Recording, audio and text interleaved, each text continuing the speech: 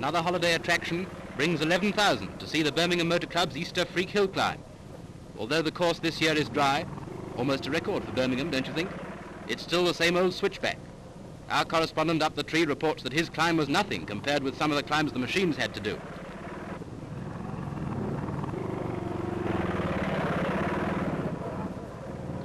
One of the bikes is well inclined, but eventually refuses. He simply can't take it. The winner is J. Williams on a Norton, with A.E. Perigot, U.S.A. second. From France come the first pictures of the terrible disaster to the Empire flying boat Capricornus, which crashed on a mountain side during a snowstorm.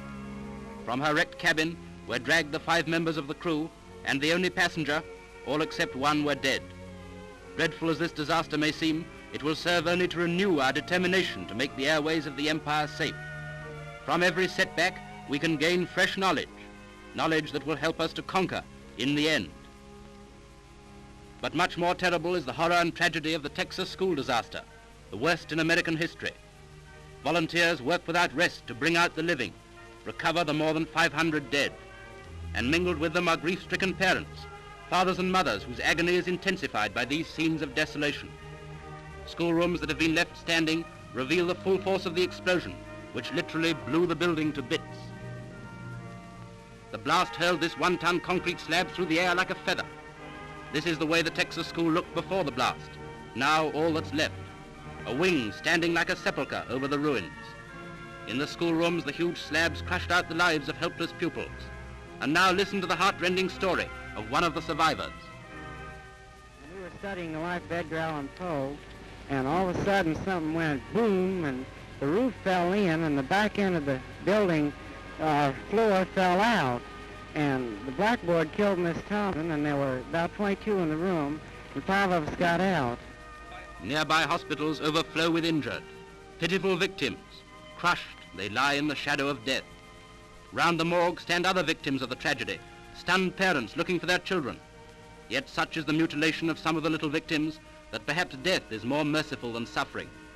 The heart of all the world goes out to those who have lost their loved ones, the brave young souls brought suddenly to journey's end.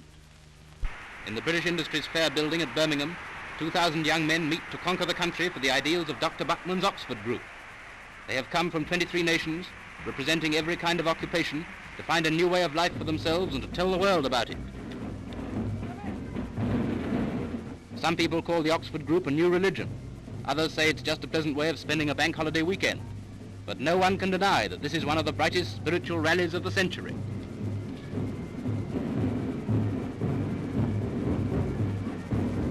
At the place where the troops hang out, all the boys and girls in the world seem to have gathered for perhaps the best bank holiday custom of all, the annual bun fight.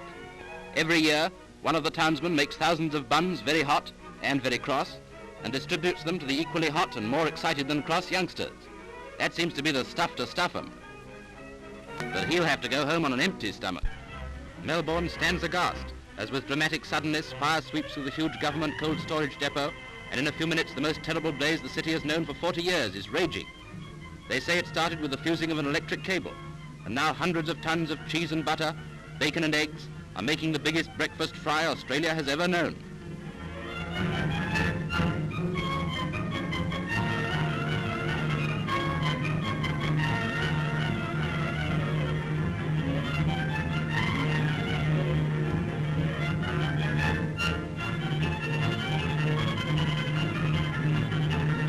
Night comes, but it's a night as clear as day, lit by a wall of white flame leaping and dancing skywards.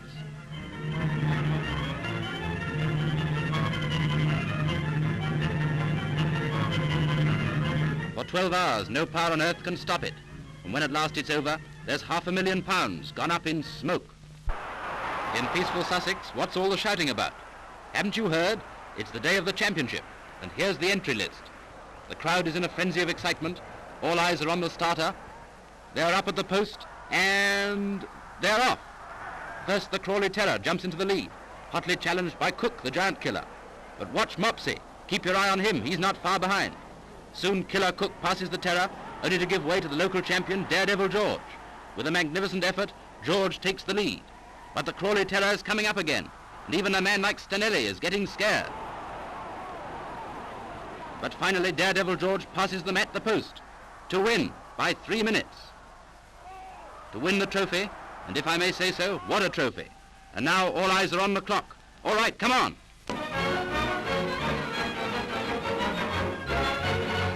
There are various ways of spending an Easter bank holiday. Do you mind turning that noise down? Thank you. And not the least exciting is to spend a nice quiet afternoon at Brooklands.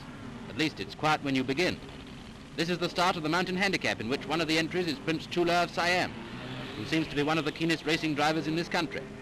And after 5 laps of hairpin bends and roaring exhausts, the winner is R.H. Eccles on a supercharged Rapier Special at an average of nearly 70 miles an hour.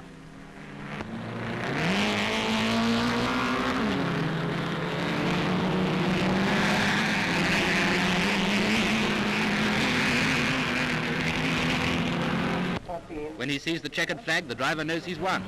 But that's only one thrill in a packed afternoon.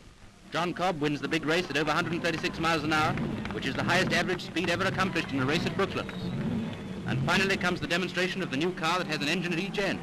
Very nice, provided they both pull in the same direction.